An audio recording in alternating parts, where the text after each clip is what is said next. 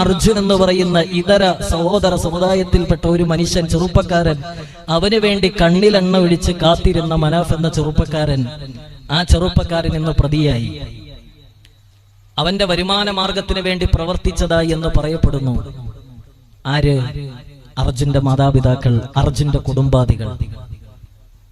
71 ദിവസം തന്റെ സഹോദരനെ പോലെ കണ്ട് ഈ നദിയുടെ ഉള്ളിൽ അവൻ കിടക്കാൻ പാടില്ല, അവനെ പുറത്തെടുത്തിട്ടല്ലാതെ എനിക്ക് വിശ്രമമില്ല എന്ന് പറഞ്ഞ് അശ്രാന്ത പരിശ്രമം നടത്തിയ ഒരു ചെറുപ്പക്കാരൻ ഇന്നവരുടെ കുടുംബത്താൽ, ഏതൊരു മനുഷ്യന്റെ കുടുംബത്തിന് വേണ്ടിയാണോ പണിയെടുത്തത്, കഷ്ടപ്പെട്ടത്, ഉറക്കമൊഴിച്ചത്, അതേ കുടുംബത്തിന്റെ നാവിൽ നിന്നും പഴി കേൾക്കേണ്ടി വരുന്നു.